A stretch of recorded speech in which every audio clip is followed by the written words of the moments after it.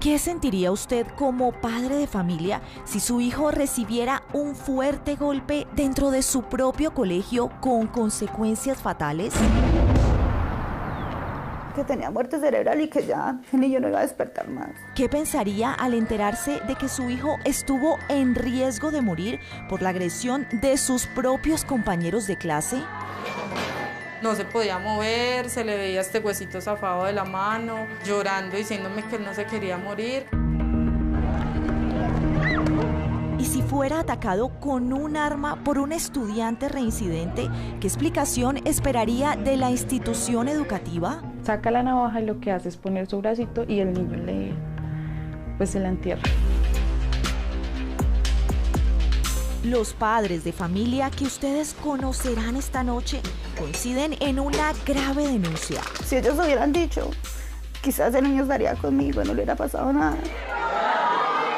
Para ellos, sus hijos terminaron víctimas de brutales agresiones y abusos debido a que los directivos de su colegio no actuaron a tiempo. Debido a que los directivos de su colegio no actuaron a tiempo.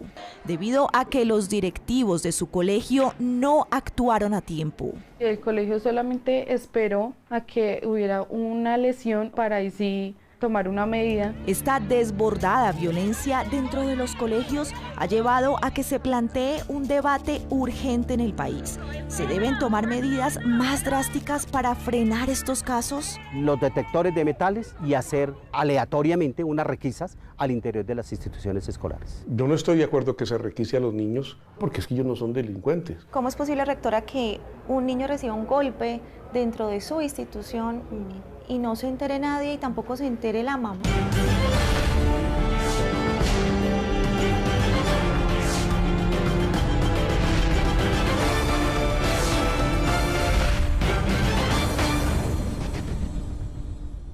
Buenas noches. En los últimos meses hemos visto el regreso de miles y miles de niños y adolescentes colombianos a sus colegios después de la pandemia. Y cada día hemos visto también un nuevo caso de bullying. Ahora, el bullying no es un fenómeno nuevo, lleva décadas sucediendo. La pregunta es si en los colegios ya saben que esto es un fenómeno normal y sigue pasando, entonces, ¿en qué estamos fallando? Pues Laura Hincapié investigó el tema y encontró casos dolorosos de padres de familia que denunciaron que sus hijos fueron víctimas de brutales agresiones y ataques. Lo grave de esto es que los planteles educativos no tomaron medidas contundentes ni a tiempo para evitar estas agresiones. Lo grave de esto es que los planteles educativos no tomaron medidas contundentes ni a tiempo para evitar estas agresiones. Lo grave de esto es que los planteles educativos no tomaron medidas contundentes ni a tiempo para evitar estas agresiones. Así comienza la investigación de Laura Hincapié.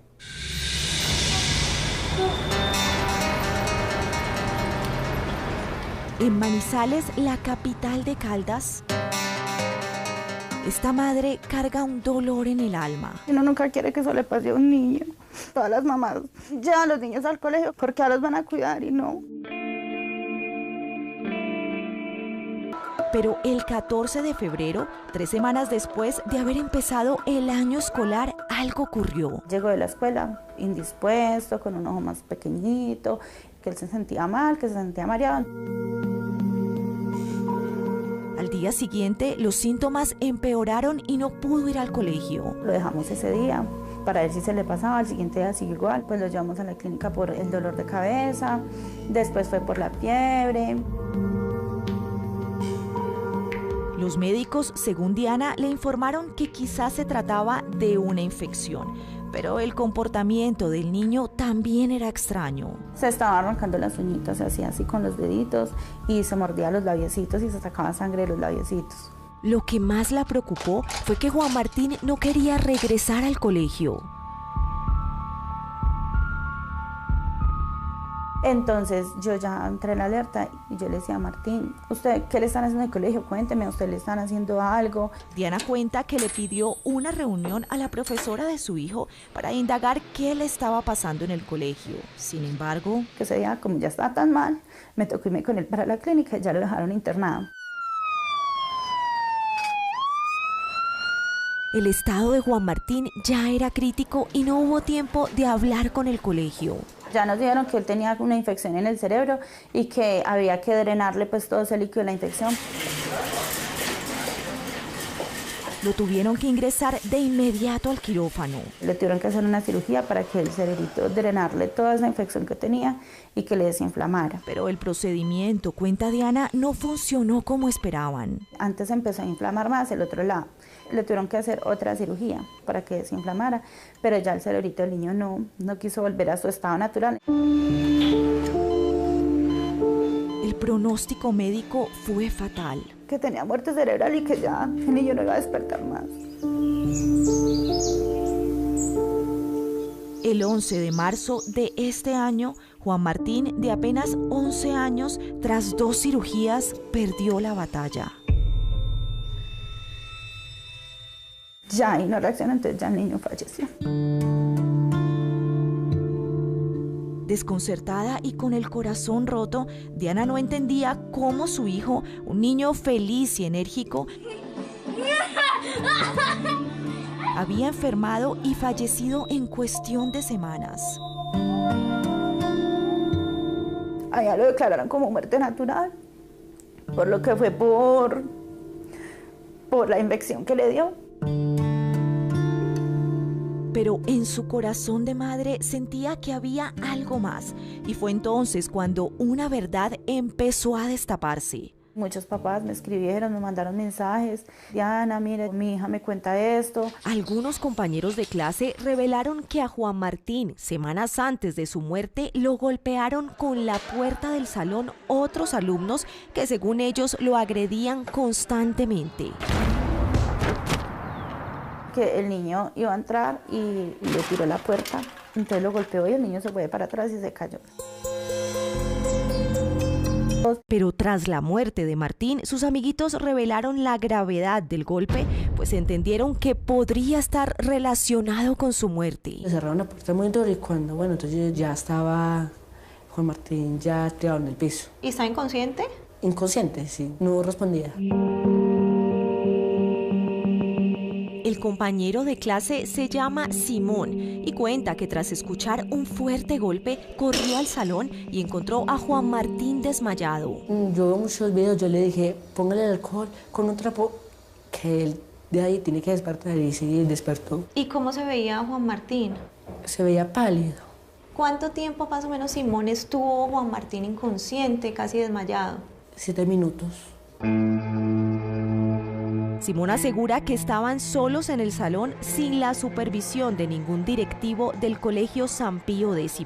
Y al ver que Martín despertó, siguieron esperando al profesor sin reportar lo que había ocurrido ni delatar a los agresores. ¿Cuánto tiempo, Simón, estuvieron ustedes ahí solos en el salón? Prácticamente 40 minutos. 40 minutos sin ningún profesor, sin nadie que los estuviera vigilando. Sin nadie. Para Diana había muchas preguntas. ¿Por qué su hijo habría durado inconsciente varios minutos sin que nadie del colegio lo auxiliara? ¿Quiénes lo habían agredido? ¿Dónde estaban los profesores o las personas que tienen que estar encargadas en ese momento viendo qué están haciendo los niños? Para esta madre no era posible que las directivas del colegio San Pío X no se hubieran enterado de lo que había ocurrido. Un niño siempre va a hacer alboroto y va a decir, vea, pasó esto, y no. Para ella, el colegio le había ocultado la información. Ellos nunca dijeron si el niño se golpeó. Él llegó acá solito con los 2 compañeritos que lo traían acompañado porque estaba mareado. Ni siquiera, según Diana, le avisaron del golpe cuando el niño estaba grave en el hospital. Si ellos me hubieran avisado, le hubieran hecho el TAC el primer día que lo llevamos, nos hubiéramos dado cuenta que era lo que tenía. Delma Ospina es la rectora de la institución. ¿Cómo es posible, rectora, que un niño reciba un golpe dentro de su institución y no se entere nadie y tampoco se entere la mamá. Hay golpes que de pronto suceden en un entorno donde no se da cuenta un adulto porque de pronto no son golpes como tan contundentes. El niño murió por un golpe contundente. Lo que pasa y el golpe es que contundente lo habría recibido dentro de su colegio y ustedes no se enteraron. Lo que pasa es que nosotros apenas está en investigación. Me imagino que él murió por algo que le desencadenó, pero en este momento no tenemos, pero yo pienso que estamos hablando con presunciones. Por eso, pero no hay que imaginar el niño porque murió en este momento, sino que digamos hay una necropsia que dice que el niño murió por un golpe. No sabemos. Le preguntamos por qué, según algunos compañeros de Juan Martín, en el momento del golpe no estaban bajo la supervisión de ningún profesor. No, había una docente ahí en la puerta del baño que da exactamente a la puerta del grado 6-1. Es decir, una docente sí estaba viendo lo que estaba pasando. La maestra sí estaba ahí. ¿Y la maestra reportó lo que pasó? No, ella no detectó. ¿No detectó que un niño recibió un golpe muy fuerte en la cabeza que lo dejó inconsciente? No, el niño no quedó inconsciente. Sí, nosotros entrevistamos a algunos compañeritos y nos dijeron que el niño quedó inconsciente y que incluso tuvieron que echarle alcohol para que reaccionara.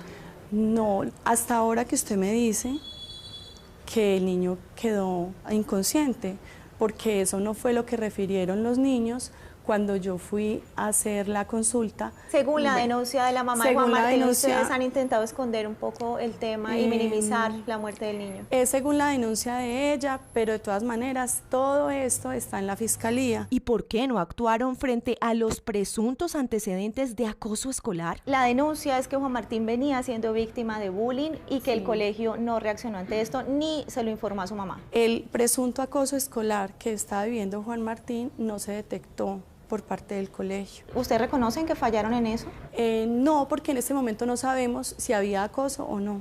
Nuestro comité de convivencia funciona a la perfección. Desde el año pasado estuvimos diseñando todas las rutas y los protocolos. ¿Usted cree, para la rectora, atención? que algo en su colegio funciona a la perfección cuando un niño muere y dicen que fue víctima de acoso escolar y ni siquiera se dieron cuenta que había recibido un golpe? Creo que, ¿No cree que claramente la perfección, algo no está funcionando a la perfección? Creo que la perfección no existe. Tratamos de hacer lo mejor posible. ¿Ya identificaron quiénes fueron los menores que le tiraron la puerta a Juan Martín? Nosotros como institución recibimos una información de unos estudiantes y esa información se la entregamos a la fiscalía. ¿Y el colegio va a tomar algunas medidas contra esos niños? No, el colegio en este momento no puede tomar medidas porque el caso ya lo asumió la fiscalía. Diana dice estar segura de que la muerte de su hijo se hubiese podido evitar si el colegio hubiera actuado a tiempo frente a las agresiones que constantemente sufría su hijo. Si ellos hubieran dicho, quizás el niño estaría conmigo y no le hubiera pasado nada, pero no dijeron nada. Tras conocer toda esta información, Diana afirma que se comunicó con la rectora del Colegio San Pío X, Delma Ospina, y le reclamó que no le hubieran informado del grave golpe que sufrió su hijo. Pero su respuesta, asegura, la dejó fría. Que ella no sabía nada, que ellos hasta el momento en el que yo lo dije, que no sabían nada. Sin embargo, para esta madre, el Colegio San Pío X estaba evadiendo su responsabilidad. Además de los casos que ustedes acaban de ver, Séptimo Día encontró otros de niños atropellados también en los colegios, pero con armas. Ustedes conocieron la historia de Juan Martín, un pequeño de apenas 11 años que lamentablemente falleció y según su madre, por la negligencia del colegio de no tomar medidas a tiempo contra el matoneo. Pero ahora hay otro problema que prende las alarmas dentro de los padres de familia y es el ingreso de armas a los colegios. Malú, Séptimo Día encontró el caso de un niño que, según sus padres, fue agredido por otro estudiante en un colegio con un cuchillo. ¿Qué hacía un estudiante en un colegio con un cuchillo? ¿Cómo lo ingresó? Y la otra pregunta es, ¿qué hizo el colegio para impedirlo? Estas son las preguntas muy válidas que hace su mamá. Así continúa la investigación de Laura Hincapié. En la vereda Mateguadua, ubicada a unos 15 minutos de Manizales, Jessica Orrego denuncia que su hijo de 11 años quedó en estas condiciones tras una agresión de sus compañeros de clase. Ahora desde que se levanta hasta que se acuesta a mí me toca hacerle todo. Para él ha sido muy difícil. Todo comenzó, según Jessica, en febrero de este año, cuando su hijo tuvo un inconveniente con unos compañeros de su colegio José Antonio Galán. Con dos compañeros que le dañaron una cartilla de matemáticas. Me dijo, no, mamá, es que dos compañeros se iban a copiar mi tarea porque yo terminé primero y me la dañaron, forcejeando entre ellos mismos a ver cuál se copiaba primero. Según Jessica, las directivas del colegio solo llamaron a los padres de los menores para que le repusieran la cartilla a su hijo. Pero días después, algo más grave ocurrió. Me llaman las directivas del colegio y me dicen que el niño en la sede de la granja sufrió una caída.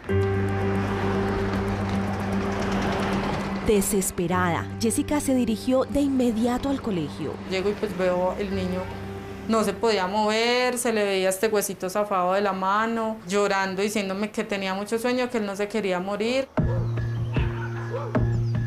Aunque el profesor que estaba en el colegio, según Jessica, no le dio una explicación, los compañeros de su hijo sí le contaron que lo habían empujado desde un segundo piso. Justamente los dos niños, ellos ya venían desde meses atrás de lo de la cartilla, molestándolo. El menor sufrió fracturas en ambos brazos y en la columna. Y tuvo que ser sometido a varias cirugías. Estuvo inicialmente 5 días hospitalizado. Le dieron una incapacidad de 70 días. Con la autorización de sus padres, el menor nos contó lo que le ocurrió ese día. Yo estaba ahí parado cerquita de la baranda y entonces ellos estaban ahí atrás y pues yo solo sentí un empujón pues muy fuerte y ya quedé inconsciente. ¿Sabes quiénes te hicieron eso? Sí, señora. ¿Los mismos niños que te molestaban? Sí, señora. ¿Qué piensas de lo que ellos hicieron, de lo que te hicieron? No, que está muy mal. Porque me tenían que joder. Para Jessica, su hijo estuvo en riesgo de morir por una grave caída debido a que el colegio no actuó a tiempo contra los estudiantes que, según ella, lo venían acosando. Si se hubieran tomado medidas drásticas al momento del inicio del problema, se hubiera evitado. Como menores que son, hubieran dicho, no puedo hacer esto porque tiene consecuencias, o sea, no se puede. Uno de los casos más recientes ocurrió hace poco en el colegio Misael Pastrana, ubicado en el sur de Bogotá. Mi mami estaba acá en la casa y me llama y me dice, Gerald, le pasó algo al niño, me llamaron que había tenido un accidente. Geraldine Méndez habla de su hermano de 11 años, quien, según su denuncia, fue atacado el pasado 25 de abril. Lo que pasa es que un niño agredió a su hijo y está pues ahí en la ambulancia. Ese día, Geraldine y su mamá se imaginaron lo peor. Lo vi lleno de sangre, temblando, llorando, asustado, su respiración mal. Cualquier padre o familiar envía a su hijo a que aprenda valores y se forme académicamente. Pero lo que este menor vivió ese día fue todo lo contrario.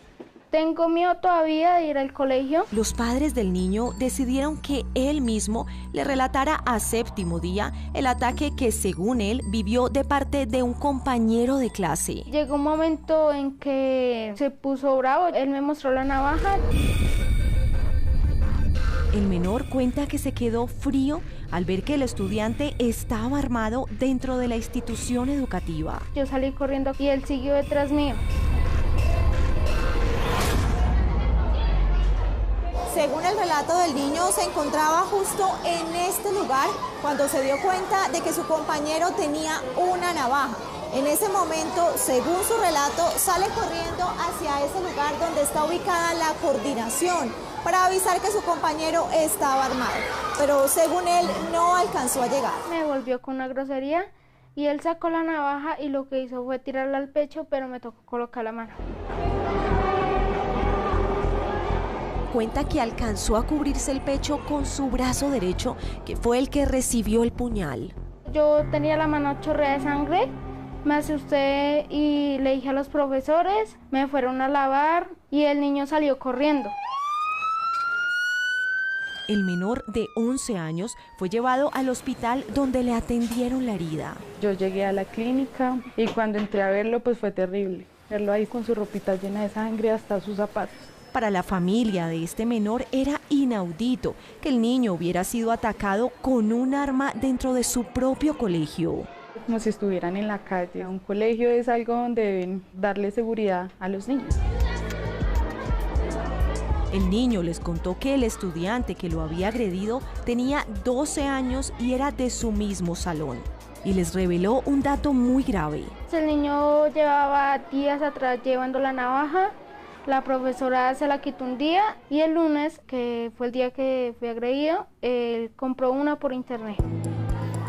A su agresor, según el menor, le habían decomisado un arma blanca el viernes 23 de abril y tan solo 2 días después, el lunes 25 de abril, ingresó otra arma al colegio con la que lo terminó atacando. Ellos tuvieron que haber hecho algo desde el principio para que no pasara algo más grave y no se tuviera que ir del colegio. Para Geraldine, la agresión a su hermano no hubiese ocurrido si el colegio hubiera tomado medidas para evitar que este estudiante reincidente siguiera entrando armas al colegio. El colegio solamente esperó a que hubiera una lesión, una agresión con la navaja para ahí sí tomar una medida. La rectora de la institución, Marcela Benítez, según lo cuenta la familia de Jonathan, tomó medidas posteriores a la agresión del estudiante. Le dijeron a los papás que lo iban a sancionar, el papá se pone pues súper histérico, la mamá también, que ellos fueron los que dijeron, bueno, yo me llevo a mi hijo para otro lado.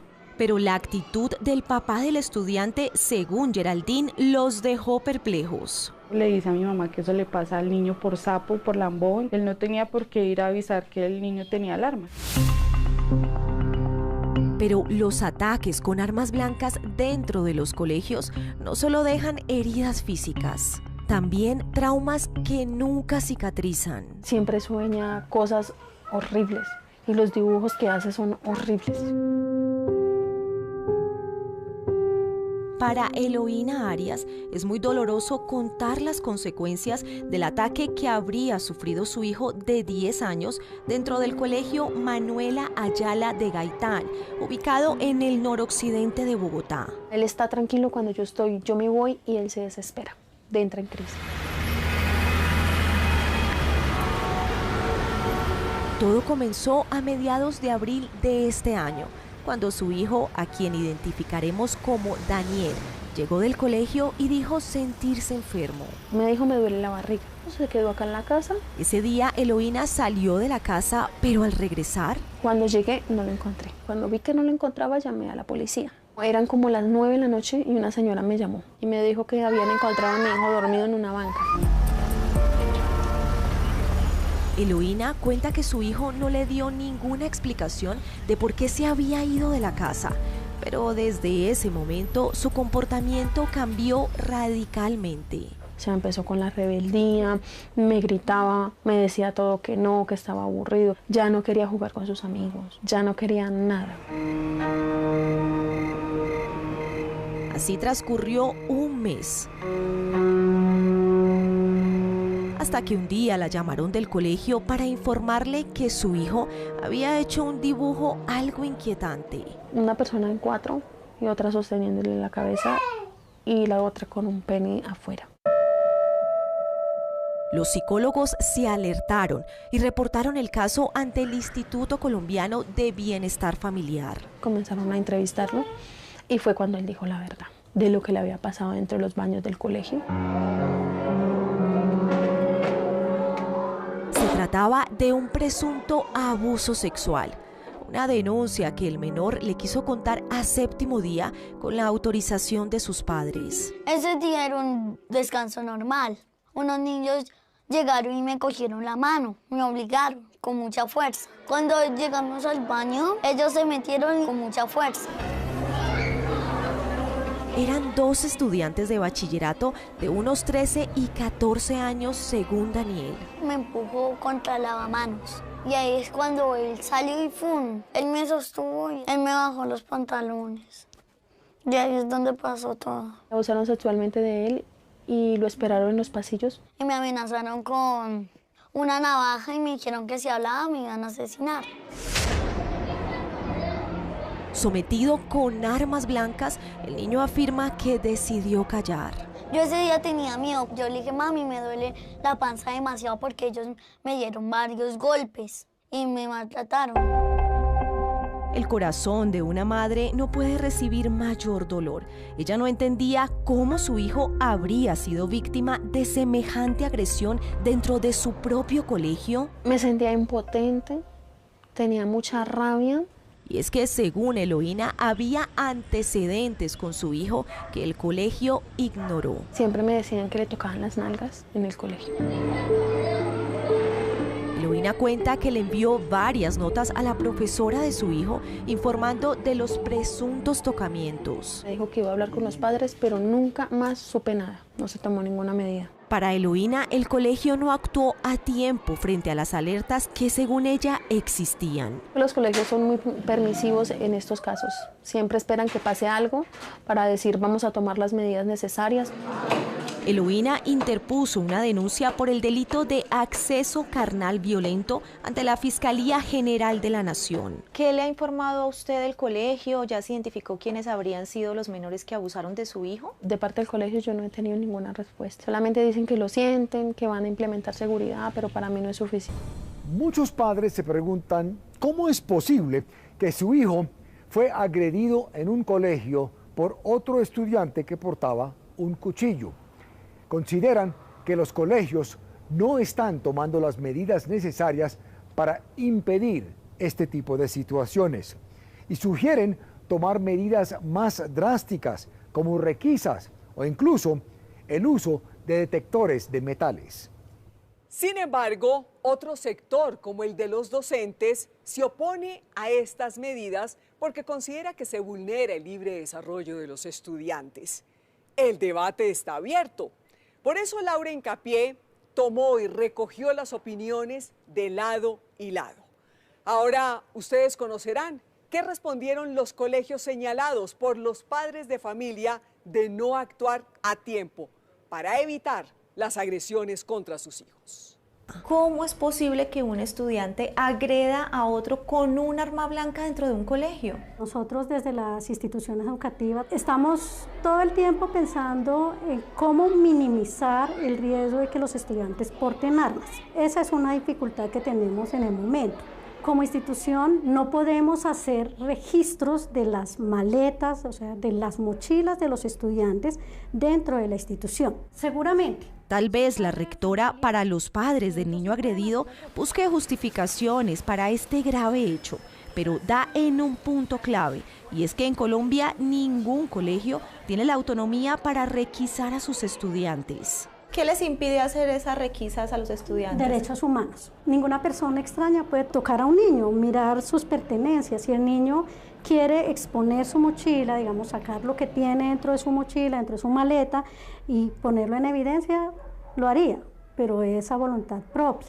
Para poder hacer requisas, los colegios públicos y privados deben solicitar la autorización de diferentes instituciones. Tiene que estar Policía de Infancia y Adolescencia, Personería, gestores de convivencia, Secretaría de Educación desde Seguridad y Convivencia. Un trámite engorroso que, según lo reconoce la misma rectora, le impide vigilar a diario que estudiantes como el agresor de Jonathan ingresen armas. ¿Y usted como rectora no cree que ya es hora de que ustedes como colegio tengan la autonomía de decidir hacer requisas, por ejemplo? Sí. Considero que es muy importante para dar seguridad a los otros niños, seguridad a los padres y madres de familia. Y es que son precisamente los padres de familia quienes piden a gritos que en los colegios se puedan hacer a diario estas requisas. Si prevenimos el delito, pues no hay delito. Carlos Ballesteros es el presidente de Confenalpadres, una asociación que reúne a unos 200.000 padres de estudiantes de todo el país. Es necesario en este momento los detectores de metales y hacer aleatoriamente unas requisas. Mire lo que está pasando en Estados Unidos, creo que aquí hay que tomar medidas de prevención. Sin embargo, hay un sector de la sociedad que se opone férreamente a estas medidas. Yo no estoy de acuerdo que se requise a los niños. Como el sindicato de profesores FECODE. William Velandia es su presidente. Primero porque es que ellos no son delincuentes.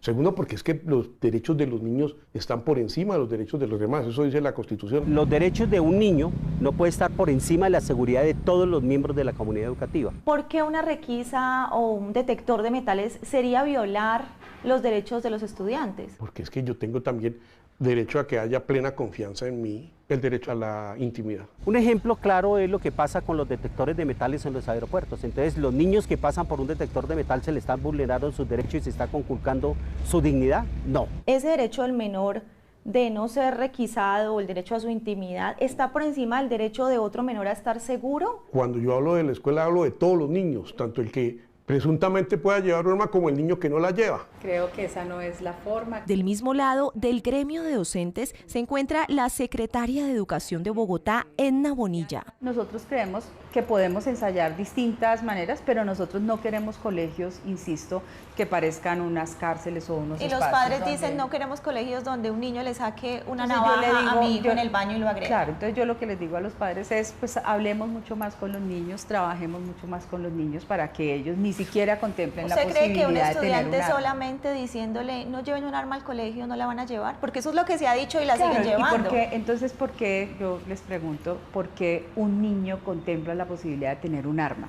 ¿A quién vio? ¿O qué realidad están viendo los niños? Pero, ¿qué opinan en el Congreso de la República, donde se podría, por ejemplo, dar un mandato a los rectores de los colegios para que tengan autonomía de hacer requisas o instalar detectores de metales? Yo sí creo que debe existir una autonomía acompañada de algo que es muy importante, y son medidas preventivas. El representante a la Cámara, Eduard Rodríguez, está de acuerdo con que los colegios adopten medidas más drásticas. Hay quienes aseguran que requisar a los menores antes de ingresar al colegio sería tratarlos como delincuentes. Esos son falacias. Que a mí me requisen es una medida de protección y no es una indicación de que yo soy un delincuente. Si solo hace la requisa, usted no está solucionando ningún problema. En otro bando completamente opuesto está el senador del Partido Verde, Ariel Ávila. Si hay un detector de metal, tendrían que revisar las maletas, luego requisar a los niños, y un procedimiento de tocar a los niños es muy dramático porque eso es invasivo en la privacidad.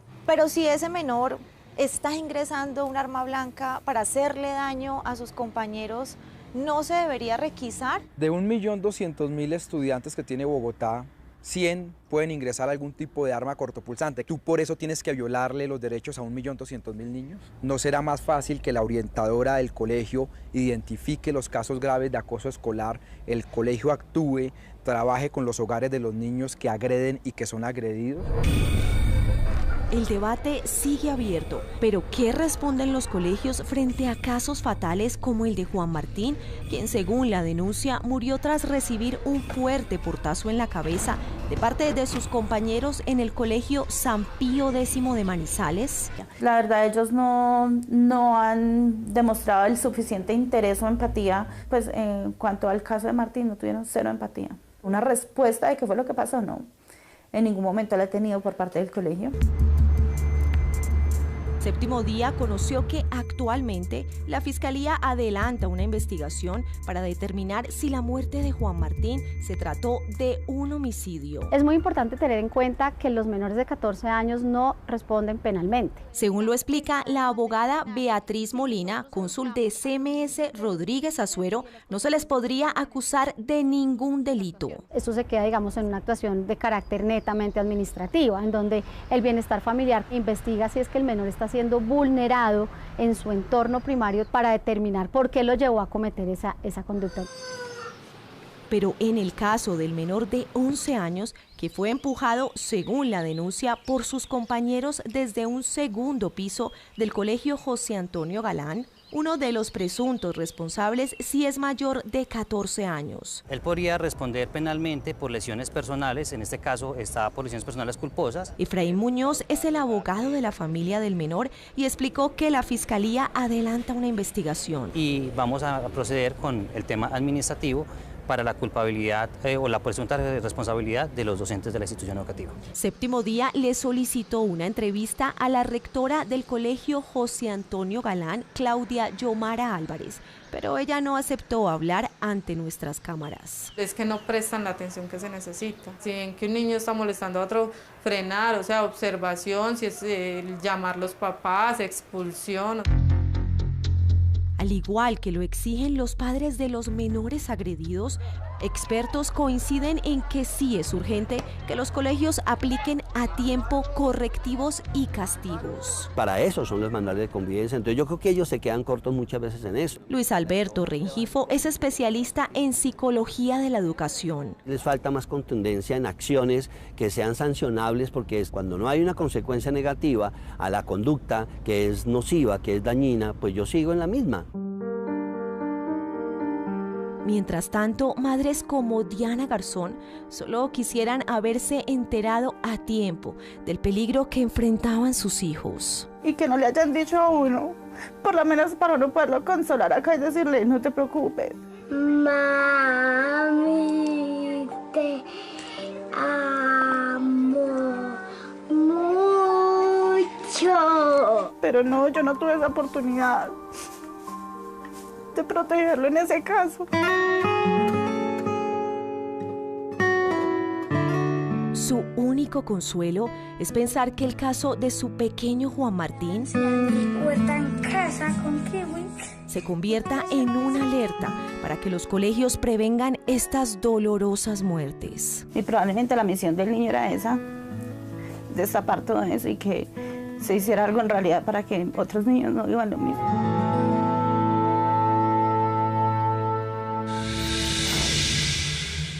Expertos consultados por Séptimo Día señalan que si los colegios no toman medidas drásticas y urgentes, si los padres no ofrecen educación desde la casa y si los agresores no sienten que hay consecuencias por esas acciones, tragedias como las que vieron esta noche continuarán. Ahora un avance de lo que verán el próximo domingo aquí en Séptimo Día. Nosotros nos pusimos muy contentos porque para llegar un bebé siempre llega a dar felicidad a un hogar. Mi primer hijo, una felicidad inmensa. Recuerdo las ganas de poder cargar a mi hija. Me emocioné más cuando me dijeron que iba a ser niña. Un embarazo sin complicaciones durante los 9 meses de gestación hacía que esta pareja contara los días para tener a su hija en sus brazos. La historia clínica dice que la niña nace a las 7:45 de la mañana. El médico llega y me dice, mujer gordita, su bebé falleció. Esta familia denuncia irregularidades por parte de la clínica que atendió el parto. Nosotros sospechamos que la niña está viva, no creemos que sea la que tienen en la morgue. La familia de la niña denuncia que en la historia clínica hay inconsistencias. Por ejemplo, hay unas anotaciones de las enfermeras que días posteriores afirman que hay un recién nacido y hay suministración de medicamentos. Sí, se presentó un error de digitación. No creo que ellas se hayan equivocado en esto, ya que no es la única nota que hay más enfermeras acá diciendo. ¿Dónde está el cuerpo de la niña? El próximo domingo ustedes conocerán el drama de esta familia que denuncian irregularidades en el proceder de la clínica que realizó el parto, donde supuestamente la bebé nació sin signos vitales. Soy Michelle Rodríguez, los espero. Si tiene una historia que contar o una denuncia que hacer, escríbanos en la dirección que aparece en pantalla. También me pueden escribir a mí, la dirección también aparece en la pantalla. Si quieren revivir el capítulo completo, lo pueden hacer a través de www.septimodia.co o en nuestro canal de YouTube, Séptimo Día Caracol. Gracias por acompañarnos. Nos vemos aquí el próximo domingo, en Séptimo Día.